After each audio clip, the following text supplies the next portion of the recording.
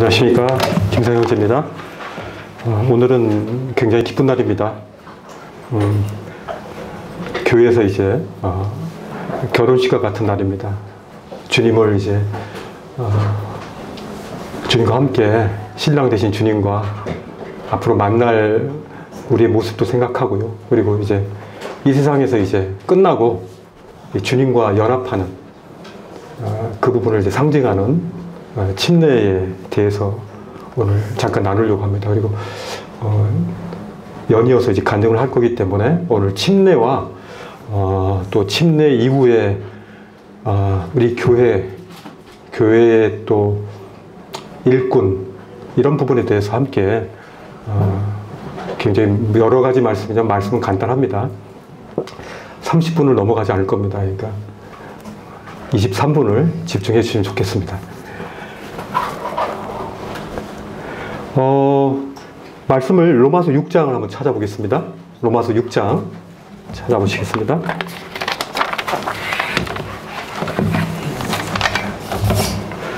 어, 6장 3절 4절을 한번 같이 읽겠습니다. 같이 읽겠습니다. 시작. 무릇 그리스도 예수와 합하여 세례를 받은 우리는 그의 죽으심과 합하여 침례를 받은 줄을 알지 못한 침례로 하겠습니다. 그러면 우리가 그의 죽으심과 합하여 침례를 받음으로 그와 함께 장사되었나니 이는 아버지의 영광으로 말미암아 그리스도를 죽은 자 가운데서 살리신 것 같이 우리로 또한 새 생명 가운데 행하게 하려 하심이라. 우리는 물로 침례를 받습니다. 우리는 그 그리스도의 피로 침례를 받지 않습니다. 제가 무슨 말을 하려는 게 아시겠죠? 그리스도의 그 피로 말미암아 우리는 죄 사함을 받은 겁니다. 그죠? 그래서 우리가 죄로부터 이제 끝장을 낸 거죠. 근데 우리 침례를 받는 이유가 뭡니까? 바로 이 말씀 보면은 킹제임스 버전에 보니까 잘 나와 있어요. 이 그리스도 예수 합하여라 그랬는데 이게 좀 연합 이런 부분도 있지만은 예수 그리스도 안으로 침례를 받은 우리가 이렇게 되어 있습니다. 합하여가 예수 그리스도 안으로 침례를 받는. 다시 말하면 우리가 침례를 받을 때 물로 침례를 받죠. 그리스도의 피로 말미암아 우리가 속죄함을 얻습니다. 우리를 그토록 끈질기게 우리를 쥐어잡고 죄의 권세 가운데 우리가 종노릇하던 우리의 인생을 이젠 그리스도의 그 십자가의 피로 말미암아 우리가 그 안에서 이제 해방이 되죠. 구속이 되죠. 근데 침례를 받는 것은요. 우리가 침례를 받음으로 말미암아 뭡니까? 요구하는 것이 뭐예요? 바로 우리가 그의 죽으심과 함께 우리의 죽음도 필요로 한다는 뜻입니다. 우리의 죽음도 필요로 한다. 이것을 기억하라는 겁니다. 침례를 받을 때 그리스도께서 우리를 위해서 십자가의 피로 말미암아 우리를 죄에서 구속할 뿐만 아니라 침례를 통해서 우리도 그리스도 함께 그리스도 안으로 그와 연합해서 우리도 함께 죽어졌다는 것을 의미합니다. 이건 굉장한 의미죠. 그죠? 그리스도 안으로 우리가 침례를 받게 됨으로 말미암아 이제는 그리스도와 함께 우리도 죽어졌다는 것을 의미하는 겁니다.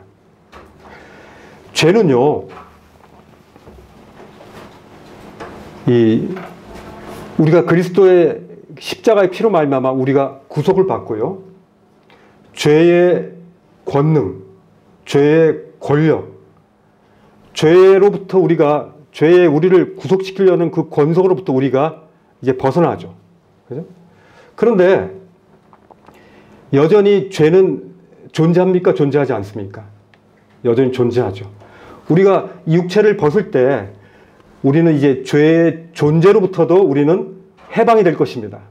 근데 아직은요, 죄의 그 죄의 파워는 이미 우리가 구속을 받았어요. 죄의 권한, 이제 죄의 종로로 하지 않습니다. 그죠?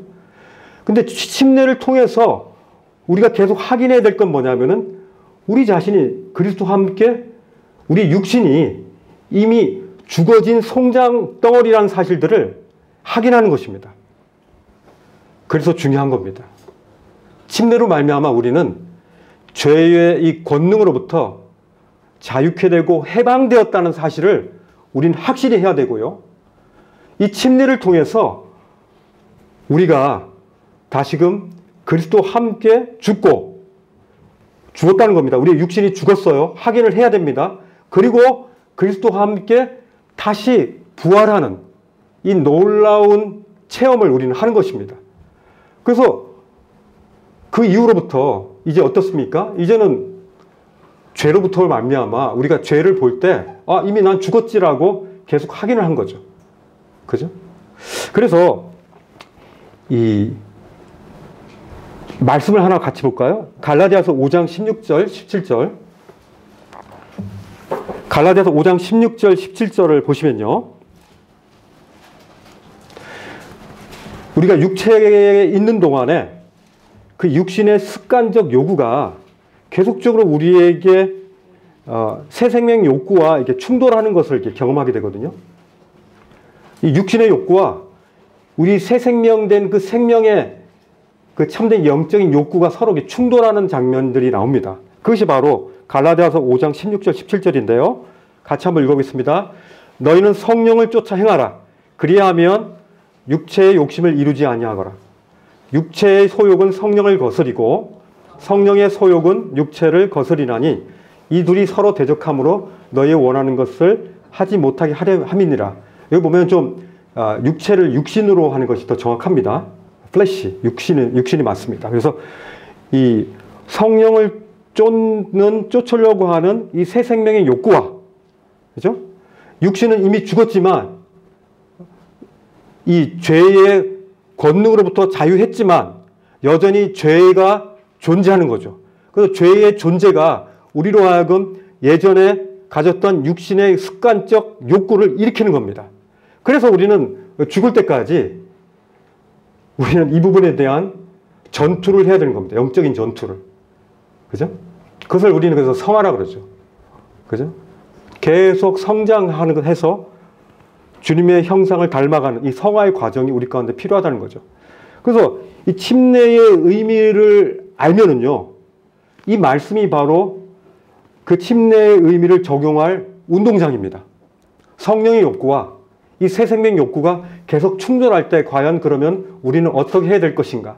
이것이 바로 이 갈라디아서 5장 16절 17절에서 사도 바울이 말씀을 통해서 우리 가운데 제시한 것입니다. 나 자신을 죄에 대하여 죽은 자죠. 근데 그리스도 예수 안에서 산 자로 여기라는 거죠. 우린 지금은요, 이제 새 생명의 사람입니다. 그죠? 죄의 권능으로부터 우리는 해방된 존재입니다. 그러나 여전히 죄는 존재합니다. 우리가 육체가 있는 동안에. 그리고 사단 마귀는 아직도 지금도 활동을 하고 있어요. 영적인 전투가 계속되고 있는 거예요. 우리의 육체의 장막이 있는 동안에 우리가 이 죄의 권세뿐만 아니라 죄의 존재로부터 우리는 완전히 해방되는 그때를 우리는 기다리고 있는 거예요. 우리는요, 굉장히 이례적인 삶을 삽니다. 제가 지금 성도님들과 함께 이렇게 교제하지만 지금 제가 교제하는 것은 현재 진행형이라고 하지만 이미 과거가 돼버리죠. 그죠? 굉장히 이례적입니다. 우리가 새로운 가보지 않은 그런 산을 올라갈 때요, 계속적으로 이렇게 걸어 올라갑니다. 주변이 풍경들이 이제 나무들과 풀들과 계속 달라지죠.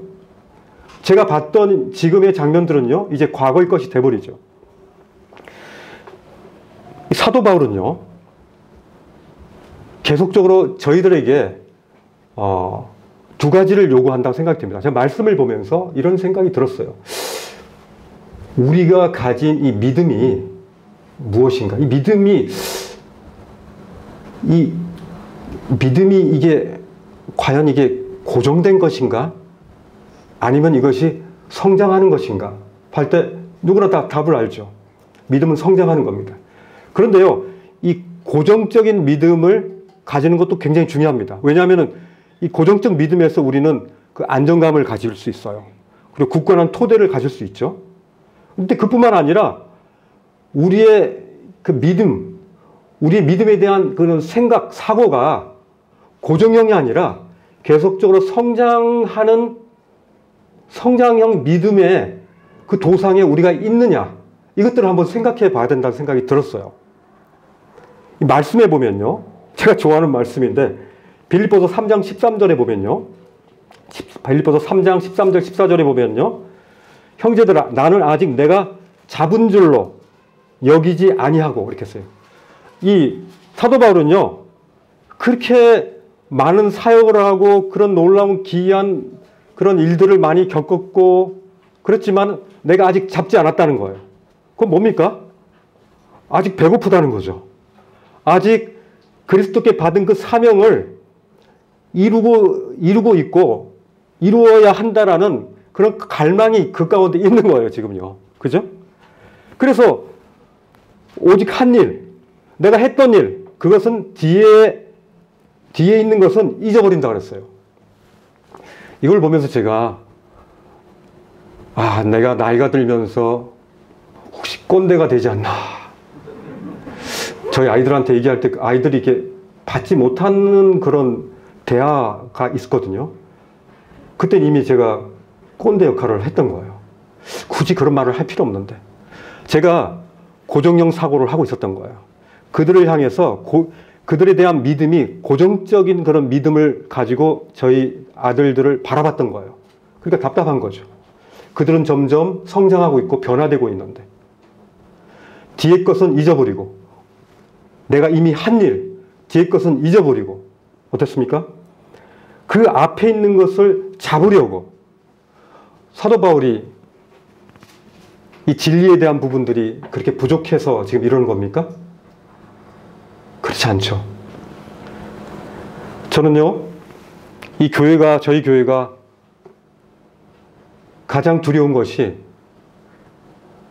고정형 믿음을 가진 형제자매님들이 이 교회 가운데 많지 않기를 원해요. 그래서 그 교회가 이 고정형이 아니라 성장형 교회가 되기를 참 원하는 마음이 있습니다. 그죠? 왜냐하면요, 이 고정형은요, 굉장히 안정감을 줍니다. 그래서 그 안에서 이제 점점 우리가 가진 것들에 대해서 견고히 하고 깊이 들어가려는 그런 안정감과 깊이감은 있어요. 그러나 주님은요, 이 사도 바울을 통해서 이런 고정적인 믿음뿐만 아니라 성장적인 그런 믿음들을 갈구하길 원해요. 세상에 나아가길 원해요. 빛으로서 소금이 뿌려져야 되고 빛이 비춰져야 되잖아요. 그거를 성경은 두 가지를 다 원하고 있다라고 저는 분별을 합니다. 오늘 저희들이 뿌려진 그 복음의 씨앗 때문에 구원받는 두 명의 영혼들이 간증을 합니다. 누군가가 복음을 뿌리지 않았으면, 그죠? 우리는 이런 놀라운 침례의 이런 놀라운 이 간증들을 들을 수 없었을 거예요. 누군가가 뿌리고요. 누군가가 돌보고 그리고 나서 하나님께서 자라나게 하시는 거죠. 하나님의 사역은요, 교회의 사역은 반드시 이렇게 진행되는 겁니다.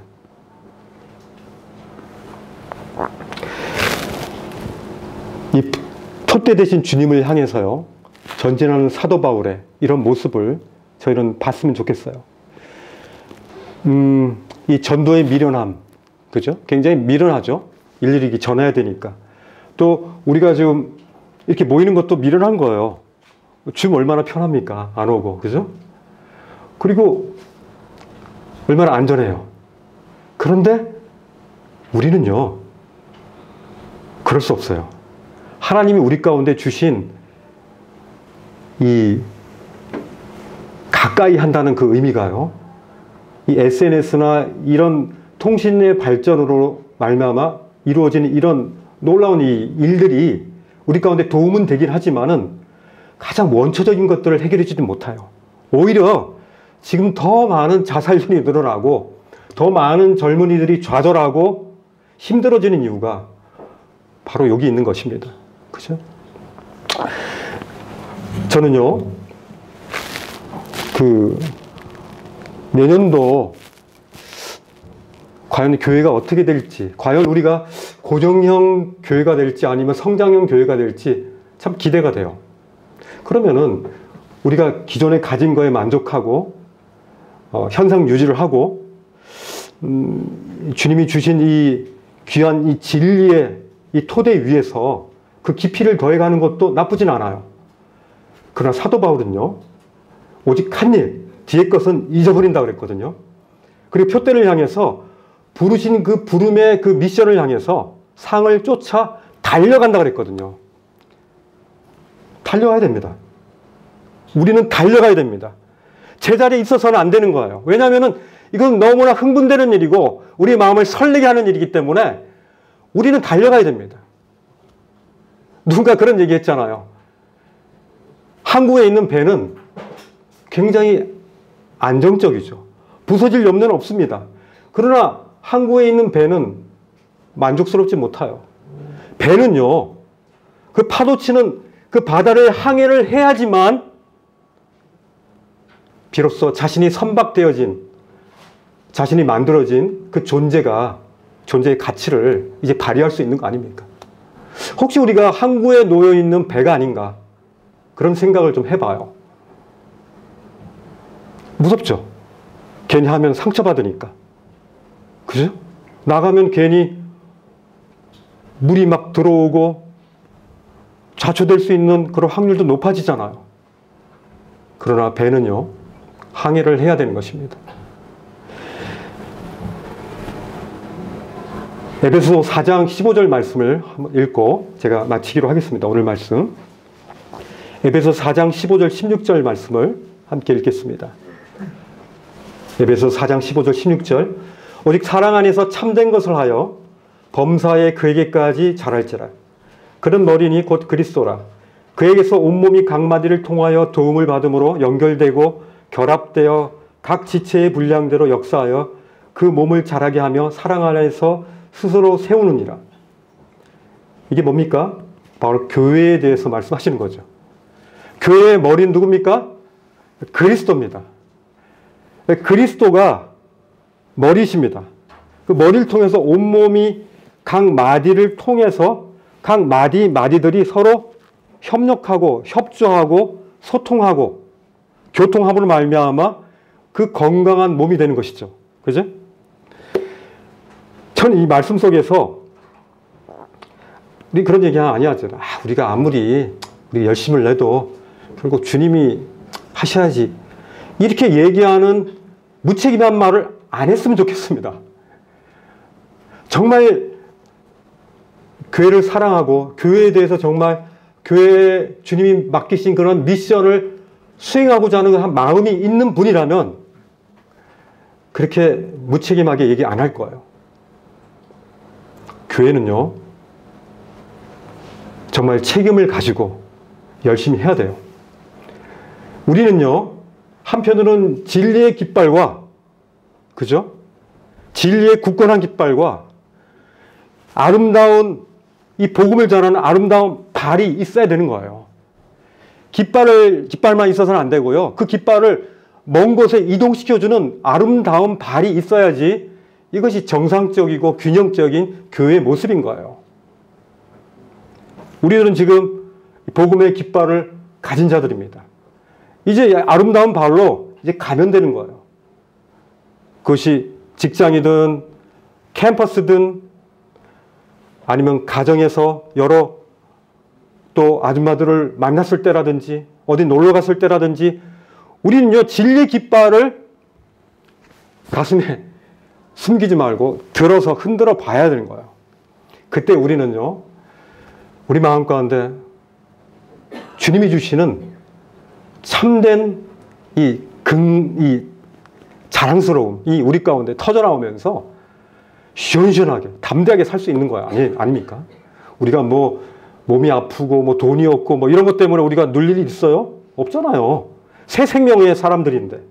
새 생명의 사람들의 가치는요, 새 생명이 훼손당하느냐 안 당하느냐, 내 안에 계신 그리스도가 왕이신 그분이 그의 왕권이 훼손당하느냐 안 당하느냐, 이거에서 우리의 마음이 아픈 것이지 그 외의 것들은 다 부수적인 것이죠. 군사로 다닌 자는 자기 생활에 전혀 얽매여서는 안 되는 것이에요. 만약 얽매인다면 그거는 지금 잘못된 믿음 위에 서 있는 거예요. 그때 다시 돌이키면 되죠. 그죠?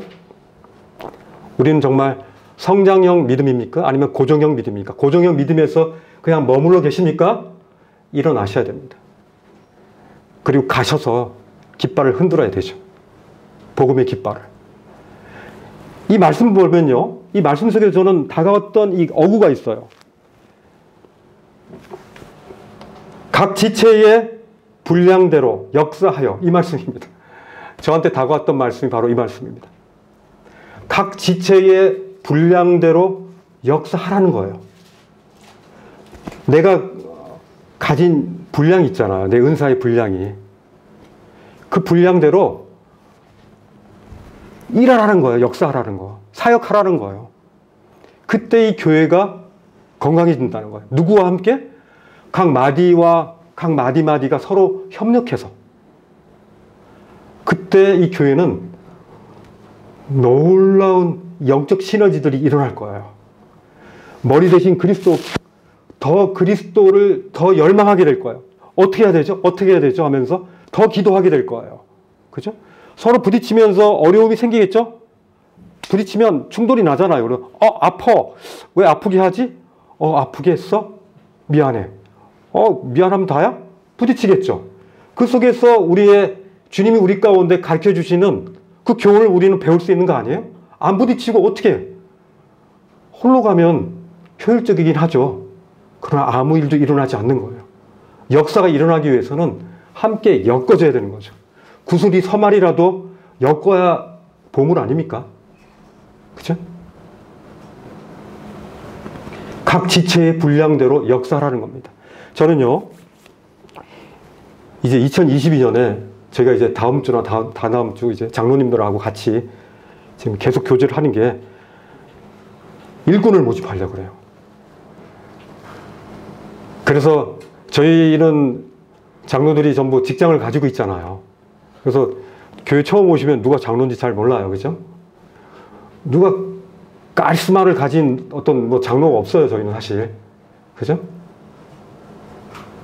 그렇지만은 많은 형제자매님들이 내가 다 그리스도의 군사다.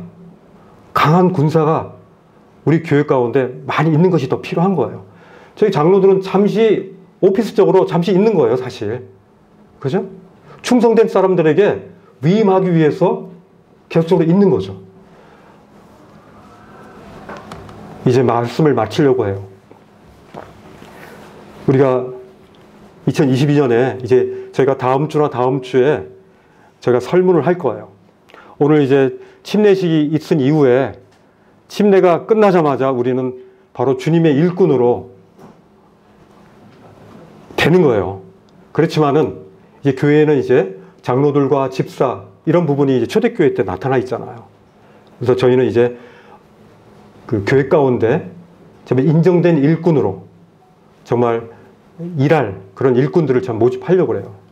저희가 설문을 할 때요, 자원하셔도 좋아요. 그렇지만 이제 형제자매님들이 집사로 이 형제가 참 이게 집사가 되고 일꾼이 되면은 교회가 참 안정이 되겠다. 그리고 또 성장할 수 있겠다. 그리고 이 형제가 참 됐으면 좋겠다 하는 그런 형제들을 청구해 주시면 좋겠어요.